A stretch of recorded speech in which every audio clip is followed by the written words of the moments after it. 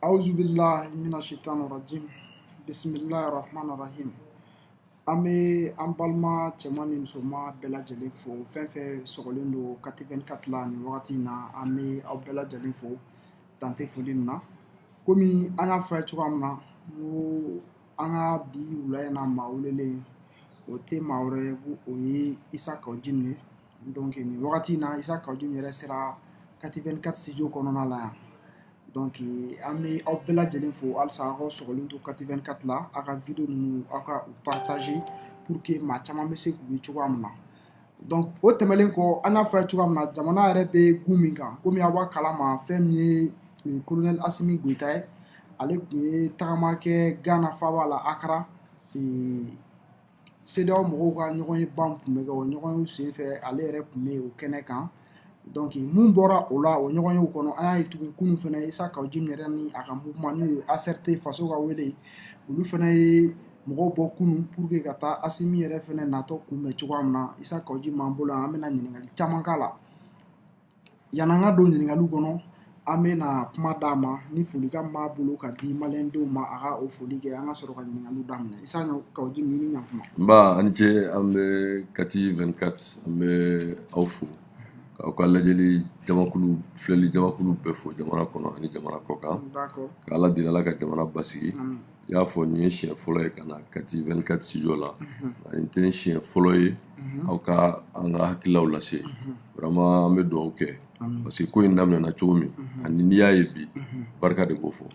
an bɛ Ala deli halisa kati 24 Ala ka barika don a la Ala ka sabati a k'aw jija aw jɔyɔrɔ bɛ faso jɔ la parce que i yɛrɛ b'a kalama bi yanni Choguel ka premier ministre ka kuma ka confirmer min ye presse mɔgɔ ye l'imperturbable patriote le grand stratège Assimi président de la transition a ye presse bisimila o b'a jira k'a fɔ aw jɔyɔrɔ ka bon aw consultera a ka fɛcɛriw fɛ ani journaliste caman tun bɛ kɛnɛ kan a ye min fana fɔ o la k'a fɔ kunnafoni yɛrɛ intoxi ani ka dabiri kumaw o bɔ a la n'aw u yɛrɛ taara mɛn a sun kɔrɔ hakili la o ka fisa donc Assimi y'o bonya min kɛ presse ye ka f'u jɔyɔrɔ bɛ jamana ko la jamana tɛ jɔ n'olu tɛ presse tɛ se ka kɛ dɔrɔn an mago jɔra la dɔrɔn a y'u wele non presse fana jamanadenw de don hakililaw de b'u la faamuya de b'u la u jɔyɔrɔ ka bon jamana jɔ la n'olu ye sira ɲuman fɔ mɔgɔw b'o de ta parce que fɛn o fɛn bɛ fɔ bi diɲɛ kɔnɔ an kana ɲɔgɔn dɛ ni presse ta tɛ taa bɛɛ mago bɛ presse la o tuma aw bɛ fo aw yɛrɛ kati 24 an bɛ dugawu kɛ Ala ka baara ye sabati. D'accord Isa Kawujimi an b'i fo i yɛrɛ ka kumaw la ni i siɲɛ fɔlɔ ye an ka i ta an ka studio kɔnɔna la yan nɔ an bɛ i fo kosɛbɛ dan tɛ foli min na i ye déplaceli min kɛ ka na an ka studio kɔnɔ yan donc o tɛmɛnen kɔ sisan an bɛ fɛ ka mun dɔn an y'a ye bi yanni an ka don ɲininkali tɔw la Choguel an y'a mɛn ko ale ka décret bɔra k'a kɛ premier ministre ye n'o y'a sɔrɔ i ye mun faamuya o la n'i bɛ se ka dakuruɲɛ fila k'o la. Bon Choguel ko an b'o kalama kabini n'a ma k'a ye Choguel k'a kɛ premier ministre moi j'ai été consulté donc o b'a jira danaya de bɛ ne ni Assimi cɛ danaya de bɛ ni CNSP mɔgɔw cɛ bon an bɛ dugawu de kɛ Choguel ka premier ministre ya Ala k'a ɲɛ parce que jamana ko don Assimi ye ko dɔ kɛ dɔgɔkun kelen transition kalo 9 in a ma se ka kɛ parce que i b'a dɔn kati 24 Ala de ye faama ye se bɛ Ala de ye nka ni ŋaniya ka ɲi Ala bɛ ko nɔgɔya wallahi mɔgɔw bɛ ka fɛn min fɔ ne ma dɔw ko n ye Assimi ka jeli ye dɔw ko n ye nin o dama daminɛ bi la o mais ne b'o faamu parce que ne b'a fɔ don min ko Assimi qu'il soit le candidat du peuple a y'a sɔrɔ président du peuple tɛ o bi Ala y'a kɛ le président du peuple donc ne bolo nafa t'o la nafa bɛ min na a ka ɲɛ Assimi ye ko min dilan en une semaine transition ma se k'o kɛ kalo 9 Assimi bɛna don min a y'a sɔrɔ grève de bɛ yen INTM tun bɛ bolo min kan n'o tun bɔra o ye grève illimité o kɔrɔ ye min ye bɛɛ b'o dɔn Assimi bɛna don min o y'a sɔrɔ bɛɛ kabara gannen ko in bɛ laban cogo di Assimi bɛna don min na a y'a sɔrɔ mɔgɔw a fɔ min ma de l'espoir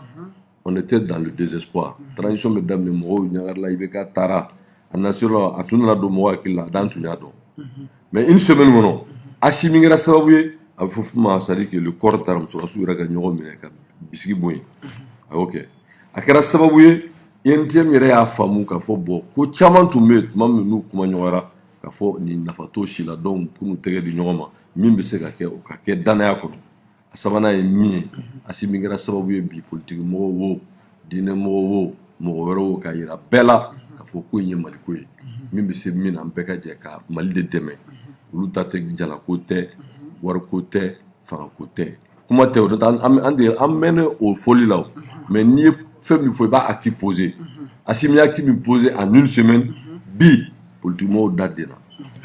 bi fɔ ma tile bɔ fa nɔ na an bɛ dugawu de kɛ vraiment consultation minnu kɛra ni Choguel kɛra premier ministre ye k'o faamuya mais Choguel ka premier ministre ya fo bɛɛ k'o faamu Choguel ka premier ministre ya bɛ bila minɛn min kɔnɔ o ye jamana yɛrɛ ye danaya min kalifa Asimi ma ni Asimi yɛrɛ y'o fɔ kɛnɛ kan o tuma a bɛ bila o minɛn kɔnɔ n'a ye baara k'o kɔnɔ an b'a dɛmɛ pour que laɲini ka sabati donc il est le premier ministre du Mali et le premier ministre du Mali de don o mɔgɔ min y'a kɛ premier ministre ye o ye le président de transition Assimi Goïta et nous anw ye politique tɔn fɛrɛ ye min bɛ Asimi dɛmɛ o hakililaw la donc vraiment premier ministre Choguel an bɛ dugawu k'a ye ayisa Ala k'a dɛmɛ pour que au moins awa danaya min dara kan o ka se ka waleya donc problème tɛ yen n b'a kalama kabila ma k'a ye. D'accord donc o kɔfɛ fɛnɛ an y'a ye CEDEAO mɔgɔw ye communiqué dɔ kɛ o communiqué kɔnɔna la an y'a ye k'a fɔ bon sanction économique kɔni ma ta mun kɛra Akara mais an y'a ye k'a fɔ u ye k'u ye Mali suspend ka bɔ CEDEAO la donc e yɛrɛ bolo kɔlɔlɔ t'u la. Non, ça a été une victoire. Tu sais, n bɛ segin ka Ala tanu ka Asimi fo parce que i b'a dɔn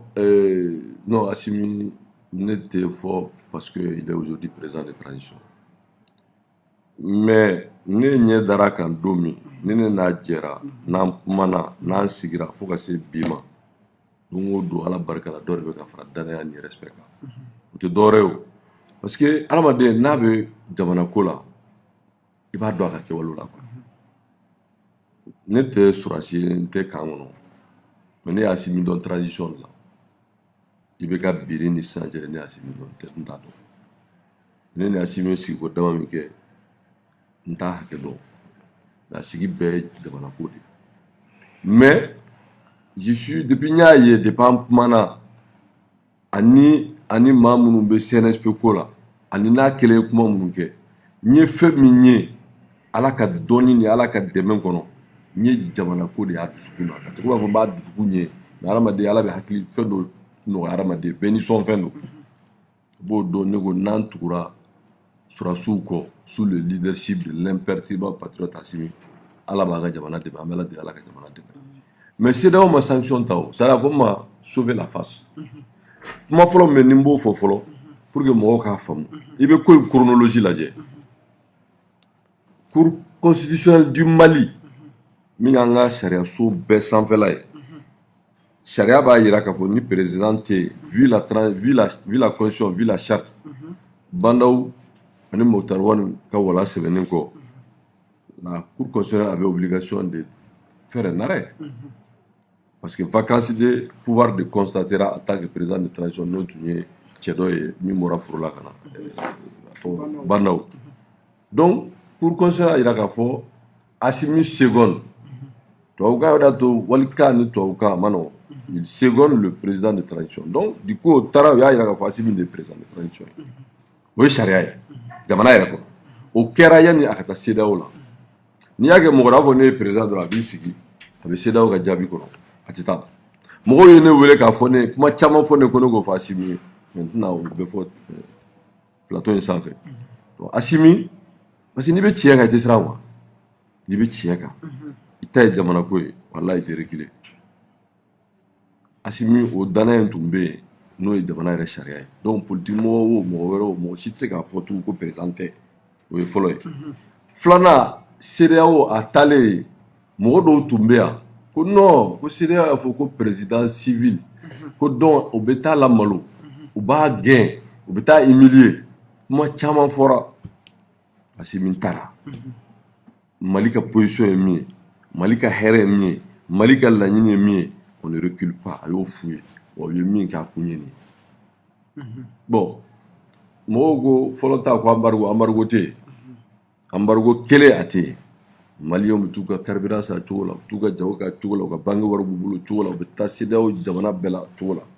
maintenant politique la diplomatie yor la na sphère do ba ka fe kono aw be konin do ke fo ko konin do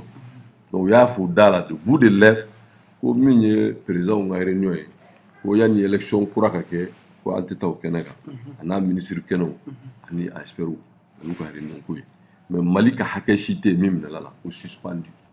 c'est comme ni joueur de ballon dans ni carton fait na quoi bon ni match qui a tout temps pour que ka femme no da ni ka boko il bora fédération na o nyonte donc on va ira ka fo la CEDEAO même n'a fait que entériner de fait Assimi leadership pour que confie Goodluck Jonathan ni premier ministre ka teria ka premier ministre c'est ce qui est fait kono bana au moment aka fereke mimba to charte bi se ka wale ya chomi dans l'inclusivité bon donc CEDEAO reste sur quoi Assimi président wa sur Mali pour construire la fo donc auquel en gros à 1h du matin ne kunafoni sege de qui de droit au président na wati malgré la sécurité mais Assimi faut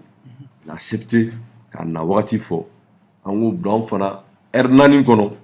ambe fembe ke ka jamana dum ka kunafoni il faut président na la ngata kumbe ka ira la mbako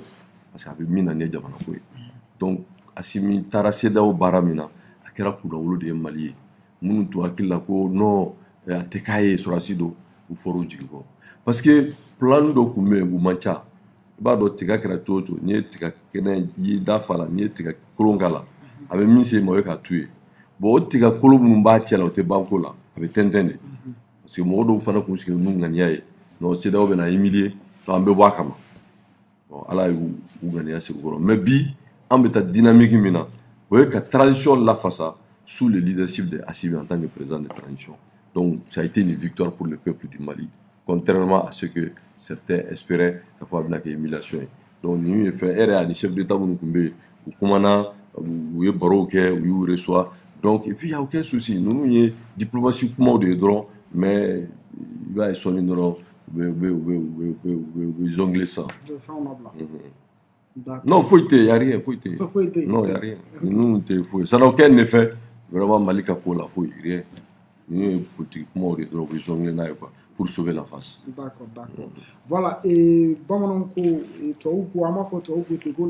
la répétition, elle est pédagogique. Bon, on de là qu'à ma famille et Bandao, comme Assimi Nana, kana. Fanga minɛ tan cogoya la bon an y'a ye discours dɔw yɛrɛ kɛ Kuluba ko n'o olu tun ma nin kɛ c'est-à-dire u ye fitinɛ dɔ de éviter quoi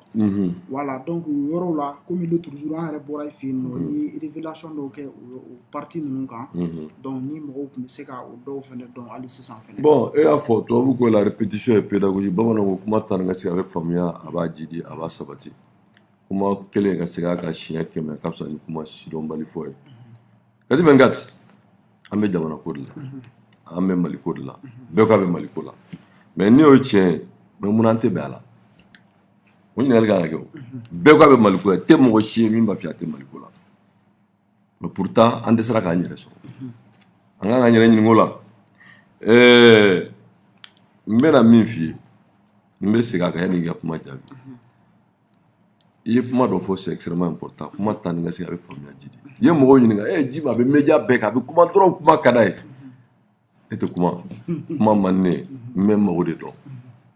n ko n bɛ nɔnɔ min n bɛ nɔnɔ de min o parce que mɔgɔw bɛ fɛn saba bɛɛ o tɛ kelen ye mɔgɔ min ka baara ye politique ye il a obligation de communiquer n'i ma kuma mɔgɔw k'i ka hakilila faamu média bɛ cogo min fanga min bɛ média la ka bɔ hakili ma ni ala yɛrɛ tɛ mɔgɔ si tɛ se média kɔrɔ donc plus tu parles sur les mêmes choses dans des médias divers i ka faamuya ka kuma bɛ taa fan bɛɛ média dɔw ye jaune ye dɔw ye rouge ye dɔw ye vert ye dɔw ye noir ye mais n'i ka kumakan bɛ taa nin bɛɛ la a bɛɛ n'a ka auditoire de don moi j'ai fait 15 ans j'étais dans le média donc n bɛ média nafa dɔn o b'a yira k'a fɔ i ye kuma min fɔ hakilima kuma don mais ne ye Assimi ye Jumadon ne cour constitutionnel ye Assimi ka validé comme président de transition o su bɛɛ ne yɛlɛla ka taa dara fo ka remercier ngo président ko waye ngo ye kuma munu fo na nya relier parce que ne be ka min fie yoro ne de la ko fo nte ngano tige ko e se ka fo de ka kuma beima ou bien kuma e kumi ka hereta la ou bien ka nafa tala mais ka fa abe ngano tige mala tan ne go président ngo domina ni événement in kɛra tɛnɛn don n'u ye cɛkɔrɔba lasegi foro la ka bandaw k'a détaché ka jamana armée u ka cohésion k'o sabati u ye mɔgɔw reçoit o don bɛɛ ka kunnafoni d'u ma ma kɛ wa bɛɛ reçoilen kɔfɛ ne yɛlɛla Kati à 2h du matin parce que n'i bɛ taa fɛn ta i bɛ taa su de kɔrɔ n ko bon min kɛra dans les détails n y'o faamu maintenant nin kɔfɛ jɔyɔrɔ jumɛn bɛ yen mun kan ka fɔ jamanadenw ye m'a faamu wa 2h du matin ne jiginna Kati ne bɔra Kati vers 3h55 le lendemain midi ne ye kunnafonidilaw wele pour donner la version autorisée les éléments de langage n t'a dɔn ne fɛn o fɛn bɛ jamana in kun kan n'a bɛ politique ko kan yanni ne ka kuma ne bɛ taa kulu sanfɛ donc n bɛ min fɔ kuma yamaruyalen don parce que n'o de bɛ jamana kisi parce que sɔrɔdasi qualité fila bɛ sɔrɔdasi la politicien y'o kɛ handicapé ye a fɔ sɔrɔdasi de ma ko la grande miette olu man ka kuma a filanan ye min ye le militaire il s'assume n'i y'a ye mɔgɔ kelen bɛ jɔ i bɛ taa sɔrɔ sa nin bɛɛ ye sous-officier ko mɔgɔw t'o dɔn caman tɛ sɔrɔdasiya dɔn k'a daminɛ soldat de deuxième classe fo ka se caporal chef ma nin bɛɛ bɛ jate dugumala ye fo ka se sergent ma sergent chef ka yɛlɛ o sous-officier mais lieutenant o bɛ nin bɛɛ coiffé ka daminɛ soldat la fo ka se adjudant chef ma lieutenant bɛ nin coiffé lieutenant kelen bɛ jɔ a bɛ nin bɛɛ fara ɲɔgɔn kan gardez-vous bɛɛ b'i mɔsɔ n'a ko repos u b'u fara ɲɔgɔn kan mais a tɛ komi n'a fɔ ko wɛrɛw o ye sɔrɔdasiya discipline de o garde-à-vous hali min y'i wolo n'i fa don a bɛ garde-à-vous bila i b'o sɔrɔ sɔrɔdasiya dɔrɔn de la parce que commandement ni discipline de bɛ yen bref fo bon olu ni ordre dira a bɛ exécuter de on ne dit pas ah mun na n bɛ taa nin kɛ politique mɔgɔw don hali n'aw sigira réunion kɔnɔ kuma kelen bɛɛ b'i ta fɔ a la bɛɛ b'a bloquer bɛɛ b'a pointer o tɛ sɔrɔdasiya la i kuma faamu bon donc ni sɔrɔdasiw bɛ ten ni sɔrɔdasiw nan'u yɛrɛ sɔrɔ jamana kisili kan o baara hukumu kɔnɔ ni politique mɔgɔw b'a la ni société civile b'a la ni diinɛ mɔgɔw b'a la bon sɔrɔdasi dun delen don min na ni chef kumana dɔrɔn bɛɛ b'a exécuter bon politique la o t'a la a bɛ sigi tabali kan a bɛɛ b'a tɛrɛmɛ donc c'est pas le même monde mais moi j'ai la chance je connais un peu le monde militaire parce que ni somɔgɔw dɔw bɛ baara jukɔrɔ o y'a sɔrɔ ATT bɛ Ala ka hinɛ la n delila k'a fɔ n ko an n'a tun bɛ ballon ta ni an si ka jan ɲɔgɔn na a fɔ ma les mariés et les célibataires donc ne bɛ je connais un peu les casernes i m'a faamu wa donc du coup ne taara n ma bɔ kuma kɔnɔ dɛ n taara Kati don min événement kɛra à 2h du matin fɛn min kɛra a kɛra kun min na n y'o élément sɔrɔ laɲini jugu min kun b'u la n'o ye ka jamana yɛrɛ ka sɔrɔdasiw kungari ɲɔgɔn na n y'o kunnafoni di an tɛ segin o kan mais an bɛ avancer mais Assimi ye décision min ta c'est une décision patriotique a kɛra sababu ye bi cohésion bɛn ani ɲɔgɔn minɛ sɔrɔdasiw ni ɲɔgɔn cɛ o sabati parce que sɔrɔdasiya mɔgɔ tɛ min dɔn quand il dit l'armée c'est la défense et la sécurité sɔrɔdasiw unité de bɛ coordinité de bɛ l'armée de terre vous avez les bérets verts olu de ka ca ni bɛɛ ye mais il y a la garde nationale bon n'i ye armée de l'air ta o ye bleu o ye avion tigi ninnu ye n'o ye armée de l'air ye olu man ca par contre quand tu prends la sécurité vous avez la police gendarmerie bɛ nin fila ni ɲɔgɔn cɛ i m'a faamu bon nin bɛɛ de ye armée ye bon paramilitaire o ye douanier ni eaux et forêts ye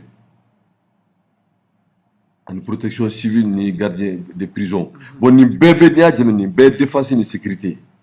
bon ninnu ka cohésion n'o ma kɛ jamana tɛ yen bon bi ala y'a latigɛ armée min wulila jamana ka kɛlɛ kɔnɔ ka ko in kun cɛ o ye CNSP o CNSP ɲɛmɔgɔ o de ye Assimi ye et Assimi o hukumu de kɔnɔ il a été désigné vice-président Bandaw kɛra fɔlɔ ale tila filanan Bandaw kɛra ye ko min na parce que CEDEAO de ko non diɲɛ bolonɔ bila fɛn ni Mali yɛrɛ y'a bolonɔ bila ko ka fanga puruti diɲɛ tɛ kɛnɛ wa n'o kɛra fana sɔrɔdasi to fanga la Assimi sɔnna problème t'a la e ye cɛkɔrɔba i bɛ sɔrɔdasiya dɔn donc e ka bila ko in kunna parce que an dalen don parce que politique mo ka kuma chama ni janfa ni briga nyanga min nu sura suti sola bon ko fa no fait ko ka premier ministre ni o fana sur la rattaché sera min fait nya fo tenda do kuma la be afa bon on nana gouvernement nana sigi cogo min tenda do la mais kalo ko do fo imanya na bon dongo do ba fa colonel de Kati, colonel de Farabou, colonel de Yanfé, colonel nommé à la gare, colonel nommé à la mosquée, colonel nommé ceci c'est là quand il y a sur la sous mafia ou Bourja alors que Tieni comme Yorom Mina ne tout pas kalama. Il y a faux ceux qui savent lire entre les lignes. Ngo c'est un chronogramme bâclé. Ngo s'associer à ce chronogramme c'est trahir le peuple du Mali. Nklara tout ngo quoi faire? Bon mais ani Jonathan Yenyoye, ngo ça c'est un chronogramme de la communauté internationale. Parce que ni fait ni ma famu ni ma charti fa ti fo famu mi ma ni ga ni ngale charti de ya fo il ma famu ko la priorité des priorités motar wan yere yana ka bo premier ministre à l'air non au fo ko ye jamana lakarani jamana de lakarani flana ko si ka fo ka ke benga ke nyo famu ga ke manga ka bo jamana kono ko ka kala ko sigi bakulu kelenga ani ka réforme politique ni mo ko chama la mais baloma ro mi haydu u ba politique bo ba do fe ko loi do parce que femme nous ba kunu nga do loi e ba fam chodi rpm milliard kele de millions ke men ko de 1200 sa jamana de onjola jamana be guerre la yoro do kati encore yoro do be jité sebali bu yoro do be jité c'est yoro do be jité 1 milliard 100 millions rpm bo de tout adema be 800 millions de tout IRDB 600 millions de doux, millions qui m'ont. Kodem millions qui m'ont en na indu. Maraka parti be dodou, Sadika parti be dodou, Monsieur Manu Dorobo be dodou. Bon nous kulu be jabana jola, ko me ko wari nga duma. Utafa wari ka di seregelama, utafa ka di katakata bollama, utafa ka di sotrama bollama, ka bo dilama. Non, au lieu classe politique ou to classe politique ko ka duma. Je baba ko beaucoup va réforme est-ce que ni na nyona. Faut ka tasser présent clé budget mbablo 20 milliards na ya jabe décret ta dongoro ka loi ke ka do faraka primature BT assemblée BT ni bara numbe ni présent bina fem bebe bia no fe institution chegi ne banga jamana ka be budget ko ka yelema do ni bela ko ka so ka ta election jere na ni ne fora ibe ga bi kuna begera minga weni bon depuis nous avons une bête qui a voir la pour qu'on diro ko non ko il aurait pu me 200 millions d'euros d'ouma pour attaquer la tala pour gagner bête depuis il y a pas d'âme on veut les gars faut que sécurité banyana bo ko nyete sur là ka Assimi livré alors que Assimi blara ko toutes les questions de défense et de sécurité mais pour la sécurité voilà il faut que Choroba ni bora foro la bon il est devenu un blocage parce qu'il est rentré dans le complot avec le premier ministre Ani Mokotabado. Assimi a pris sa responsabilité, comme il a dit,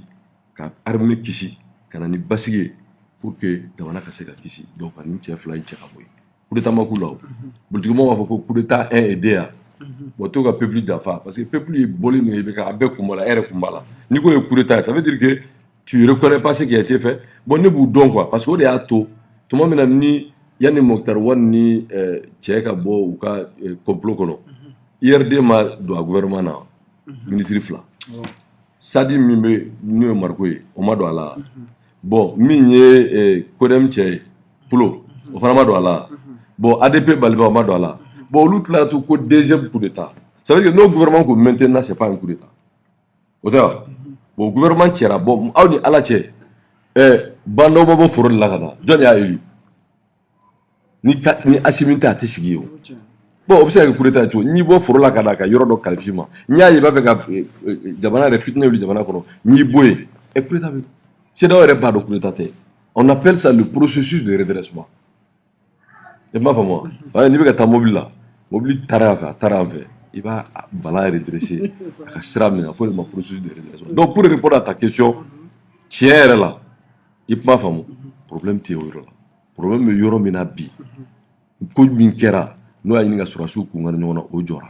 Mais les politiciens qui bloquent les gens. Parce que les gens politiciens avec quoi qu'ils n'ont pas. Avec quoi la famille n'ont pas d'ailleurs. Avec ça si bien mingue, ne comme il est imperturbable patriote, mais c'est un grand stratège. Si tu n'es pas stratège, tu ne sais pas. Je suis le la privature là. Shogel ninnu ka bɔli mɔgɔ ninnu bɛ fɛ cɛ ka garage kɔnɔ yen Bitar ka garage kɔnɔ yɔrɔ Bitar tɛ M5 ye o ale nana kɔfɛ de ne de y'a don comité stratégique la Bitar taara ne bara kunna sini k'o b'a fɛ an ka bɛn ne ko an ka bɛn k'an ma kɛlɛ yɛrɛ an ma kɛlɛ o an ma kɛlɛ mais an kun tɛ sira kelen de kan u m'a fɔ ko ne ye bɛɛ janfa ko ne ye juan ko ne taara sɔrɔsiw nɔfɛ yan ala m'a jɛya bi yan Shogel est premier ministre de qui? C'est Assimi. Assimi, c'est le patron du CNSP. Bon, donc, nous avons fait, nous avons fait quel là, Joro, quel est le tout. Mais nous avons fait fille, haya tellement de Shogel comme ça. Tout le monde me garage comme ça. Voilà, vous l'avez comme ça. Où t'as tué? Parce que Shogel est Boussaka Mordi. Bon, nous avons un mouvement dit démocratique. Toi, nous avons un farangay. Là, vraiment. Madame si Dieu be wuli ne de taara ale nɔfɛ a baara tɛ tugu Shogel kɔ fɛn ye tutu min kɛ i m'a ye Koniba bon a banna o ne m'a f'i ye n ko ma bɛn foyi kan c'est à dire u kun b'a ka mɔgɔ hakili suɲɛ parce que u kun b'a hakili la ko CEDEAO bɛ ban Assimi ka président ma donc nous nana fɔ ko non an tɛ se ka premier ministre y'a kɛ parce que il n'est pas légitimé par la communauté internationale donc a ka décret on n'est pas d'accord donc u kun b'a fɛ ka n'u ye pɔti de kɛ Shogel sen na. Parce que Modibo Sidibé ni Madame Sy a condamné quoi. Qu'a condamné. Donc, outil là d'eau. L'outil c'est qu'a condamné, qu'a claqué tout. Peut-être pas condamné que c'est un coup de claqué tout au présent quoi. C'est à quoi. Bon, MK Moro, yoro l'outil vidéo où nous on fait ko Kafoko, où lui assemblé que l'outil Cheikh Marreira, que Shogel bolla ka tala ka papier. Au moins, maintenant vous non coup benaka l'unanimité. Wallahi l'unanimité. Billahi les unanimité. Mais politique est ferré. Mais olu c'était ɲuman soit guéri mais jamana jɔlaw de tɛ ne b'a fɔ a bɛ jugu caya n b'a fɔ maintenant bɛn de bɛ yen a bɛ ka nin fɔ mais bɛn tɛ se ka kɛ kalo kan bɛn tɛ kɛ kalo kan dɛ parce que vision ye min ye ne ye min f'i ye kuma saba bɛ yen ni Assimi n y'a ɲininka o la a ko a sɔnn'o ma donc an bɛ n'o de waleya a ko tuma min ni i bɛ ka u y'a lajɔ ale nana ni dossier fɔlɔ min ye o ye a fɔ ma bɛɛ b'a faamu cogo min n'i y'a fɔ cogo dɔ la a tɛ faamu m'a bi ma tubabukan fɔ jamana nafolo min bɔra ko ka sɔrɔsiw dɛmɛ miliyari 1,200 o ɲanamuni min kɛra ni civil dɔw b'a la sɔrɔsiw dɔw b'a la ale kun ko k'u wele bɔgɔ jɛnnen kan pour que a wari a ka fɔnɔ bandaw y'a bila tiroir kɔnɔ a filanan ye min ye bandaw kelen a don ne ye tɛgɛrɛ fɔ salle kɔnɔ a ko l'or malien va briller pour les maliens a ko il peut pas promettre zéro corruption mais zéro impunité bandaw sera ka fɛn o fɛn kɛ o ye ka adama ministre bila jɔnkɛ min ye ne jɔnkɛ an bɛ taa an bɛ plainte déposer a kama an t'a to yen non an t'a to yen n b'a ɲini bɛɛ fɛ o tulo bɛ n kan na mɔgɔ o mɔgɔ ka yɔrɔ cira jɔnkɛ n'est plus ministre de voir toutes les procédures possibles pour que a ye abus min kɛ parce que n'a ye taara bandaw don erreur do wa ou bien a y'a induit de wa ou bien min do parce que depuis a fɔ ko aéroport bɛ datugu yɔrɔ bandaw ka problème bɛ kun ye ka don avion kɔnɔ donc o tɛna ka dégraisser o taara yɔrɔ ci qui n'ont rien à voir avec l'aéroport parce que ne t'a fɛ ka n da don kuma la ne ka yɔrɔ dɔw kun b'a la u b'a fɔ ko wayi ko parce que a ka yɔrɔ b'a la mais mɔgɔ bɛ se ka taa mairie centrale ka papier di unicité de caisse ko aw ma fɛn fɔ mairie centrale mɔgɔw ka papier aw t'u ka yɔrɔ ci an b'a ɲini vraiment u bɛɛ fɛ ne t'a politicien ko in na dɛ an bɛɛ ka fara ɲɔgɔn kan vraiment moi je vais plaider s'il le faut ka taa Assimi voir ko in ka lajɛ ni ɲɛ kura ye parce que jamanadenw de don ko dɔw kɛra bɛɛ b'a dɔn abi b'a la i m'a faamu donc an b'a ɲini u fɛ u ka na place de l'indépendance je profite jeudi don u ka fara ɲɔgɔn kan an bɛ kuma d'u ma ka Assimi dɛmɛ an b'u dɛmɛ pour que injustice min yɛrɛ ka corriger ni ala sɔnna donc o ye misaliya dɔ ye nin bɛɛ mɛnnen kɔ i bɛ min faamu politicien ninnu ka ko la c'est que u tɛ jamana ko la parce que mɔgɔ minnu 91 fo bi fanga firi fanga lafasa tant que olu b'a la jamana ko don n'olu t'a la jamana ko tɛ u bɛ coup d'état ko kuma min fɔ mais 91 olu bɛ min na de ko mouvement démocratique 91 coup d'état de don n'o tɛ constitution tɛ o donc c'est pour te dire que nin ko in bɛɛ lajɛlen k'i ka kuma jaabi u tun bɛ hakilila min na u ma se k'a miiri ko la cour constitutionnelle du Mali va confirmer Assimi et que la CEDEAO va accepter ça donc u ye Shogel poussé k'a bila ji can fɛ k'a fɔ non comme communauté internationale ma sɔn donc nous ni président de transition civile ma sigi o min bɛ décret ta il n'est pas légal ka décret ta u tun de kun ka janfa ye ala de y'u malo mais u tɛ se ka kuma tugun o de y'a to ne k'i ma n ko juma don n k'an bɛ t'u su don yɔrɔ u t'u sara Assimi ou ressuscité. Maintenant, il y a ni moi ressuscité à tes mains balola. Donc, Jumado ou Souvedo, politiquement, n'était. Parce que, moi j'avais dit qu'ils sont morts de leur père mort. Ils ont été ressuscités par Assimi. Maintenant, vendredi, on va les enterrer. Parce que oui, on commencera à gagner un cob là. On commence à gagner un cob là. Vous ne va fier, vous m'avez là. Donc, vendredi, nous, nous bon, comment flarer. Soit ils sont d'accord avec la transition sous le leadership d'Assimi. En ce moment, le débat est clos. Donc, ils sont morts et enterrés. Nous, non, pour le Assimi, jamana de bɛɛ bɛna ye k'a fɔ bon aw ta ye jumɛn aw de k'aw barala ɲɔgɔn ka sukɛli kɛ premier ministre aw ka tila bi k'aw tɛ Assimi kɔ aw bɛ mun ko la donc voilà o de y'a to ne ko vendredi don nous kɔni ye n wele comme invité n ka taa fatiya kɔni kalan u ka janaja la bon o kɔni problème tɛ sinon vraiment je pense que voilà la vraie version i yɛrɛ ɲumanna kuma segin ka fɔ a bɛ faamuyaji di. D'accord o tɛmɛnen kɔ ka bɔ yen nɔ Isaka Jim an y'a ye tuguni i kɛlen don ka weleba bila fɛn min ye le 3 juin ni o bɛ bɛn alamisa ma place de l'indépendance la i kɛlen ACRT faso ka wele o ni a tɔw allié donc a kɛlen don ka weleba bila donc yalima mun nana ni a ka o initiative ye. Bon initiative nin faut que i k'a faamu a bɛ kɛ don min a y'a sɔrɔ a bɛ wele fɔ don min a ye taa an ka communication mais a y'a sɔrɔ Assimi n'était pas d'abord président de transition. Olu yɛrɛ fana ye le 4 fɔ don min a y'a sɔrɔ o tɛ nin ɲɛnamini a y'a sɔrɔ bandaw de bɛ yen u ka ŋaniya tun ye min ye grève bɛ yen ka jamanadenw labɔ k'u lamurti. Anw fana ko an t'u to yen an bɛ bɔ le 3 k'a fɔ jamanadenw ye hakilila min b'u la tiɲɛni hakilila don ala nana n'a ka latigɛ ye yan'o cɛ l'impérial patriote le grand stratège a ye ko décanté awa jamana sariya sunba ni CEDEAO bɛɛ y'a sabati ka kɛ président transition a tilara ka primature d'u ma donc u ko sisan ko anniversaire o tɛ wa papu ka anniversaire ou bien mami de ka anniversaire don donc u y'o fɔ bon anw fana ta tun ye min ye c'était soutenir la transition sous le leadership de l'imperturbable patriote Assimi Goïta. Bon, maintenant, il est le président. En aussi, ça a un référendum. On me boit le 3, 15 heures. Mais, on a mis pour à certains côtés. Nous boira bio, nous boira moi, mon niveau de transition a ressuscité là, sous le leadership de l'imperturbable patriote Assimi Goïta. Il n'y a pas Jamakana, ni leader, Bebo, ni Licitano, Mourando, Bissabado, Binanino. I bɛ na i n'i ka jama bɛɛ na k'a fɔ ni jama bɛɛ ne kɔ ne de ye nin tɔn tigi ye i n'i ka pancarte bɛ na kuma bɛ d'i ma tribune na bɛɛ ɲɛna a ye ni mɔgɔ 40 5 minutes 5 minutes y compris ne yɛrɛ fɛn tɛ fara fɛn kan bɛɛ 5 minutes k'a fɔ an bɛ jamana kɔ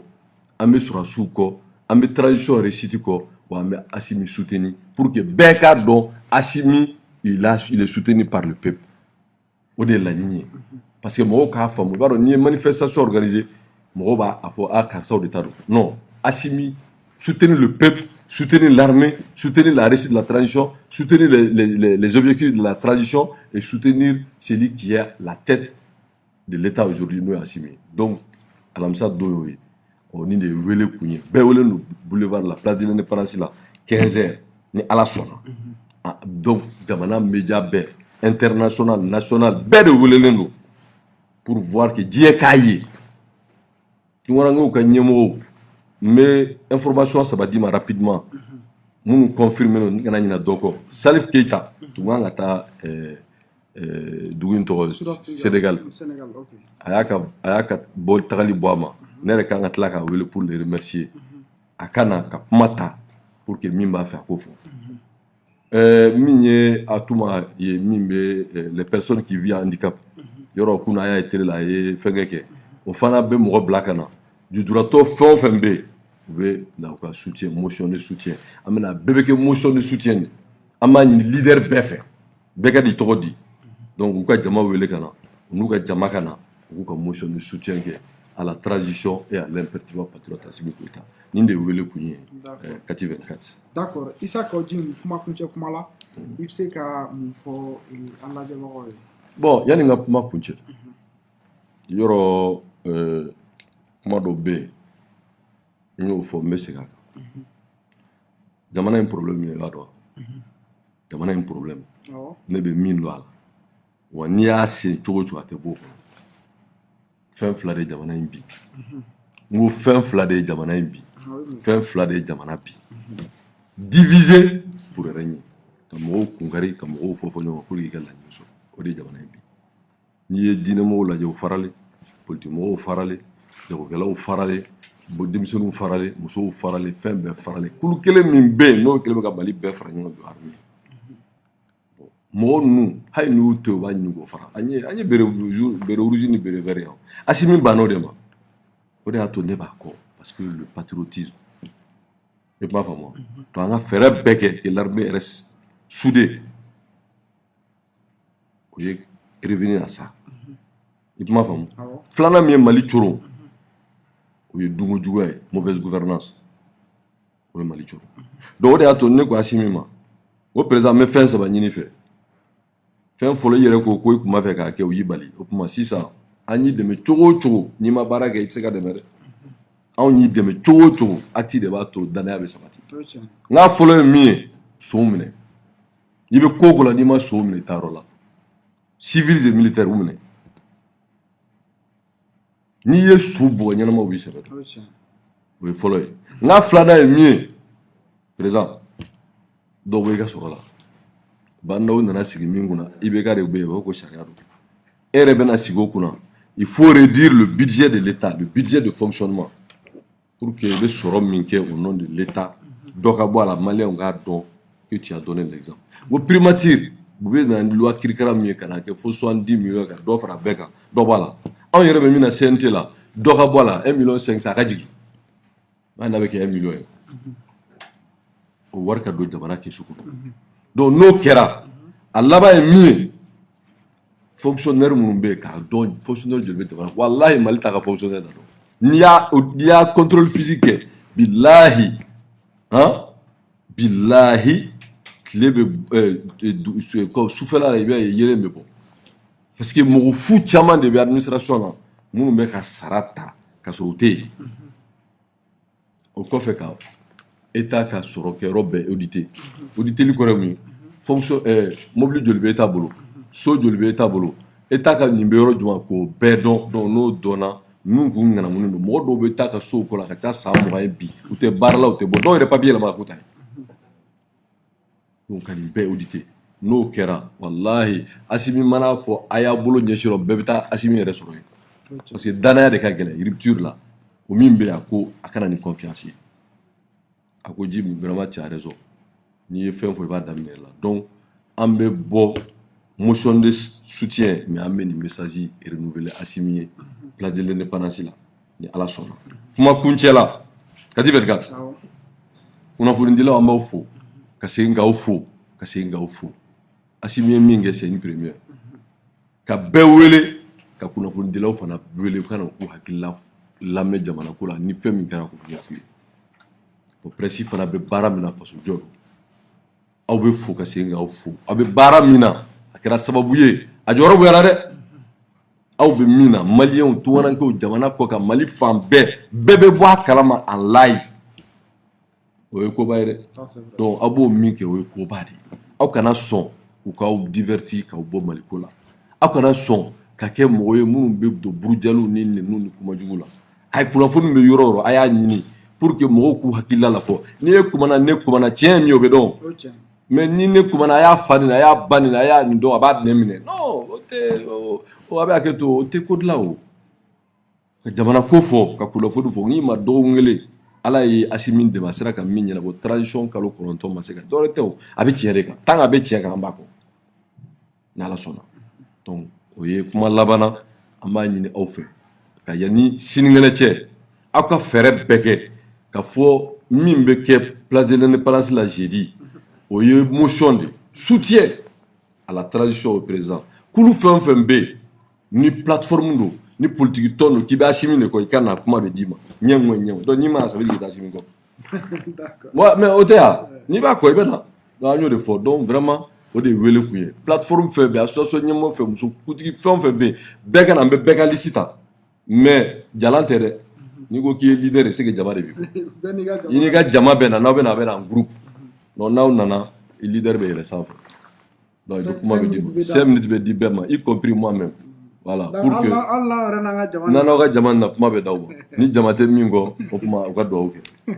merci an b'aw fo vraiment Ala ka jamana basigi Ala ka hɛrɛw caya Ala ka na ni bɛn ye Ala ka na ni ɲɔgɔn faamuya ye pour que jamana in ka jɔ jamana in mɔgɔ b'a den sɛbɛ bɛɛ la nka o t'a bali qu'il faut on reste politique et soutien à la réussite de transition. Parce que dans la ligne, on sait que Wuli, Jamanadoun, il y a Kanyi Beka Kele, Katla Kanaka Konan, tu as donc, nous faisons au Saraka Foula, à la Kanki Sote de Hankuna. Donc on a la sonna, on est tous derrière Dieu et le peuple malien sous le leadership de Assimi pour que Jamana Kabaski, Jamana Kalafia, donc on a intégré du Norma au Tiaka, ka soumine.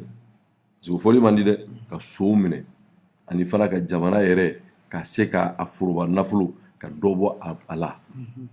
i y'a faamu a sabanan ka sɛgɛsɛgɛli kɛ jɔnni bɛ baara min na i bɛ jɔyɔrɔ min na est-ce que la ka kan ka jamana sɔrɔ k'o da dɔn n'o kɛra bɛɛ b'a dɔn effort dɔ kɛra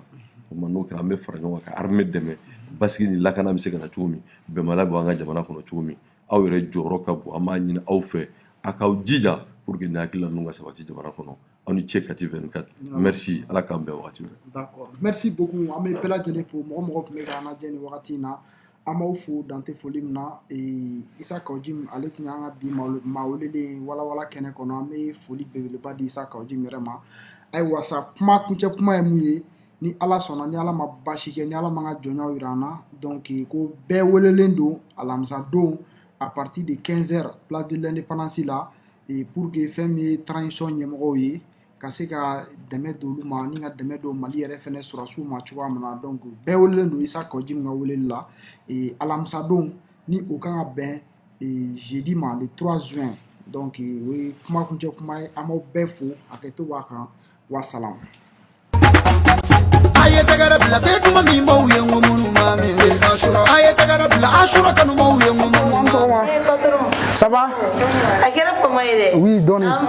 Et la journée? Ça va. Ça va? Ça va, Dina. Où ça? Ça va. Avec celui-là. Ah, d'accord. Dina reste formala. On a premier mon avis de temps. D'accord, il n'y a pas de problème, patron. Bazin la vie.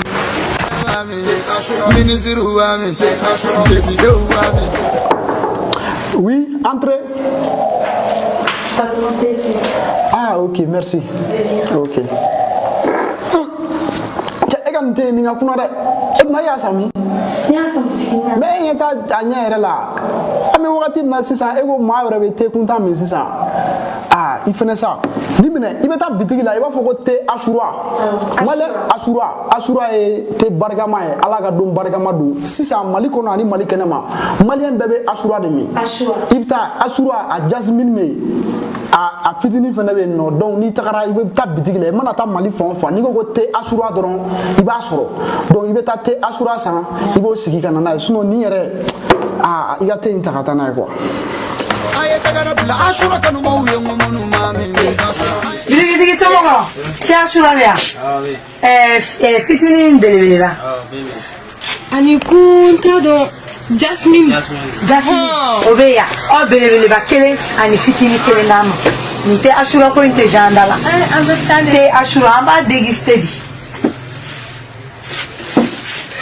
Ah, nin de tɛ asura ye kɛ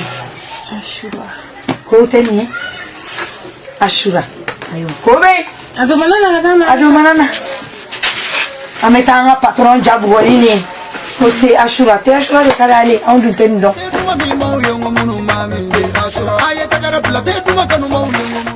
A manaw yɛrɛ bɛ min asura. Merci ouais.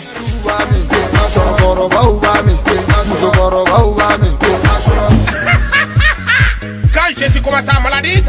les matins.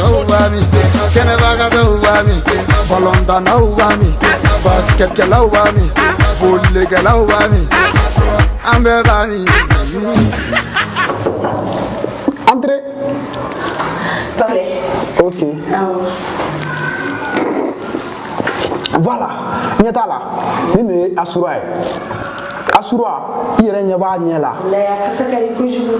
Asura ni ɲɛmɛrɛ bo tɛ kelen ye. Asura mɔgɔw b'a la dege mais u tɛ kɛ asura ɲɔgɔnna ye. Ale de a bɛ fɔ nin ma ko tew ka samalaɲɔ. Ni ne filɛ sɔgɔma hali ni ma daraka dun 6h du matin ni wulila i bɛ se ka nin min a t'i kɛlɛ a tɛ foyi k'i la a tɛ kɔnɔdimi bila i la wa a ka ɲi mɔgɔw ka santé yɛrɛ fɛnɛ ma awɔ mais ne b'ale de min yan donc merci beaucoup merci te asura teula samalanyo te asura sanganyon tila te asura ame urimi te asura teula samalanyo te asura sanganyon tila te asura wala ita ikapoye